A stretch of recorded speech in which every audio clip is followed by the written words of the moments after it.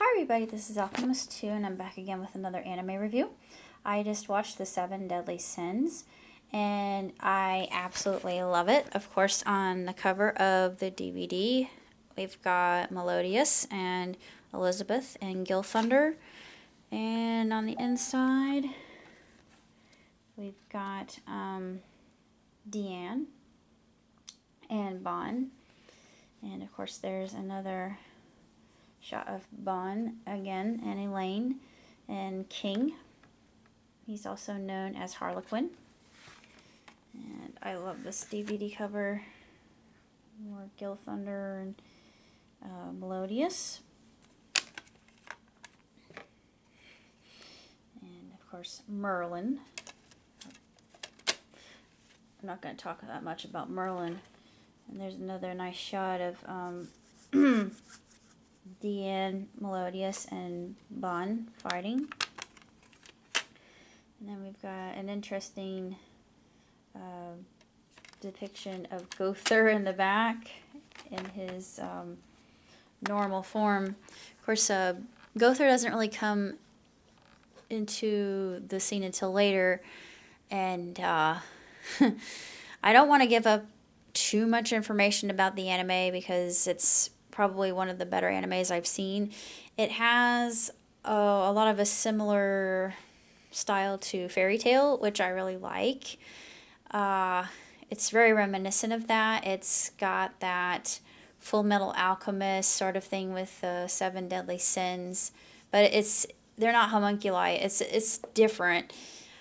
And you have twists and turns that you don't quite expect, so you can't always predict what's going to happen. And there are a lot of different subplots that happen within the series because there were questions that weren't answered in the second part of season 2. And I was thinking, there's got to be a season 3 because I went on eBay and I saw that there were other characters. I thought, ooh, these characters look really amazing. I mean, I knew there was because at the end, there's a mystery surrounding Melodious, and I'm not going to say what it is. I'm hinting at it very, very lightly.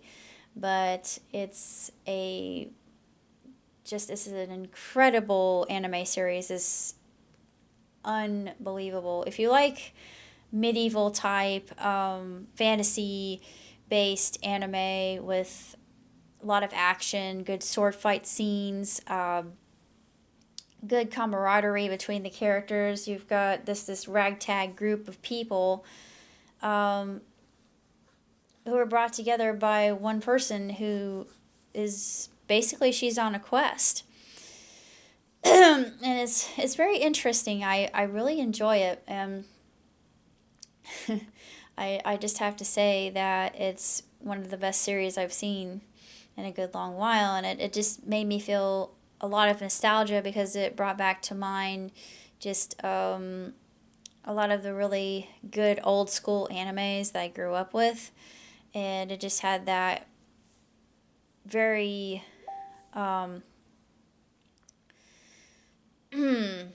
intriguing storyline. They're all very interwoven. All the characters in their own way, they're interwoven. But you've got this land called Britannia, and of course, with that name, you would think, maybe Arthur's involved. Well, with the character like Merlin, Arthur Pendragon's going to be involved at some point in time, and that's the only spoiler I give away, actually.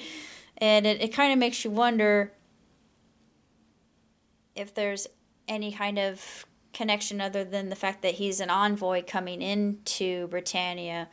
But you've got the Holy Knights and the Seven Deadly Sins, and the Holy Knights, despite their name, really aren't the kindest of individuals, and they're actually rather corrupt in the things that they do. And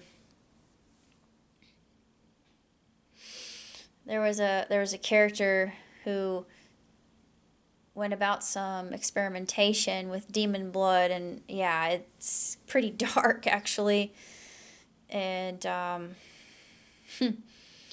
it bites him in the butt later on. But he gets his just desserts, but there are a lot of questions that I still have yet unanswered, and it's very, very outstanding. It's just a magnificent, tremendous, exciting, adrenaline pumped anime, which is just, it's beautifully animated. The characters are all very likable in their ways. They have different characteristics that set each of them apart. A lot of them are different as night and day, but you understand why they have their certain sin name, and it makes complete sense, just like it did with Full Metal Alchemist. And it just, but there's still things that, there's so many questions. It leaves on a cliffhanger of all things, and then there's an OVA of Bon and Elaine, and I won't get into the backstory of Bon and Elaine, but as as a fan of Homestuck and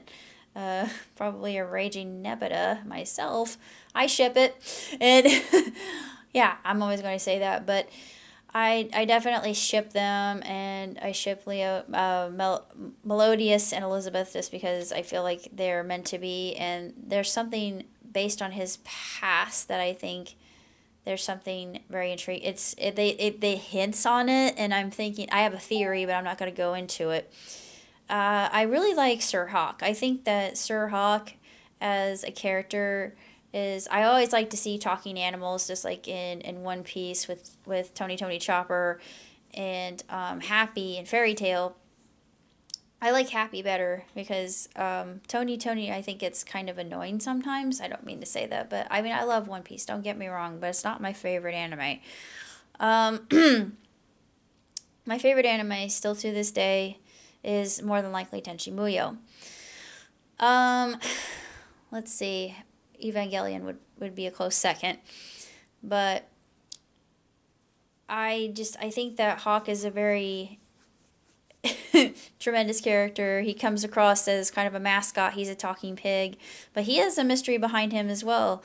Because why would he be named Hawk? And of course, in one episode, he actually says that at one point in time that he always thought that he had the ability to fly. And I thought of Dog Days 3 with Pega, and Pega transforming into Pegasus. I know I didn't say that in the review, but I didn't want to give it away. So people who have actually seen that review, disregard what I just said. But it kind of makes you intrigued about Hawk himself, because Hawk is a very mystical creature himself, and Hawk's mom becomes like Howl's moving castle for Melodious, because he sells the sacred treasure just so he can survive with the boar's hat, and it actually becomes the hat of Hawk's ma, which is really very clever. I think they really did a lot of clever things, and it's a lot of allegory, and it's just this beautiful depiction of good versus evil, and good isn't what you think it is, and evil is not what you think it is, and people can be redeemed, and even those that you think have no redeeming qualities have a soul. Just like King comes across as a very selfish character, but then we learn that he really isn't. He has a heart of gold, and he wants to help other people, and he has to do something really quite cruel later on, because there's a story that deals with his memory coming back, and there's so much in this series that just make it that much more interesting and different and unique from other animes that I've seen. The opening theme, the closing theme, both season 1 season 2 are sensational. I love the fact that the crew that's involved, you've got a giantess, you've got a talking pig, you've got a character who has you don't really know until later that he has something very unique about him. I won't say who, But then you've got another one who's invulnerable. Then you've got a fairy. Of course, that would be king. But I gave one away. Sorry. But Merlin, she doesn't come until later. And, of course, we have lust. The sin of lust. That would be Gother. Gother's very intriguing because he's different, too, because he has a monster in armor who follows him around going, Gother read book. But he takes upon that name because it was originally Gother's name, and Gother wanted to go into town as Alan and in disguise. But see, it's just how well written this is. It captures your attention, and you're completely transfixed. And I always wanted to know what's going to happen next episode. I was never bored. There were never any lulls.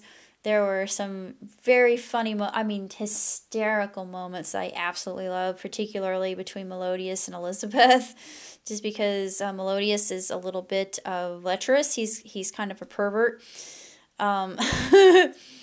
And I got a lot of theories about him, but I don't know if any are true. Of course, this is a recent anime, so they're still animating it. It's been animated. They're just dubbing it. And I'm excited to see new episodes once they have season 3, because I know they're going to have season 3. They have to, after everything that occurred within season 2. It's just that old nostalgic feel of anime you grew up with. Now, as far as things that I'm going to be doing, I've looked at apartment. I got an apartment that I want, and I'm going to take. It'll be a lot cheaper for me to have that. They take animals. Of course, there's a pet fee for me taking animals there. Hopefully it won't be too bad. They have a gym there, which is nice. I don't have to go someplace to exercise. They have a pool on site, which is great. They have a lot of amenities that I really enjoy. I'm going to be going to Gen Con Thursday. I'm going to be headed out to the concert Thursday night, which I'm really looking forward to. I'm taking my CD along with me. I don't know if the band's going to have time to actually sign it, but I'm going to take it along just to have it and have the ability for them to sign it if need be. And then I'm going to be headed to Florida State Con after I go to North Carolina over Labor Day weekend, but that's not until September, and I'm going as Lukoa from Miss Kobayashi's Dragon Maid. So that should be interesting. It should be a lot of fun. My cosplay's a little bit skimpy. I thought, I don't know if I can pull this off, but hopefully I can. Hopefully I won't be banned as inappropriate, because I don't think it would happen, but hopefully I won't. But wouldn't that be art imitating life, though? That would be hysterical if that actually happened. I don't think it will. But I'm looking forward to it. I'm looking very much forward to seeing my friend. Tomorrow I'm going to be doing a tribute to my father, and I'll be recording that. So be prepared. Until next time. Live long, prosper. Ciao, tutti.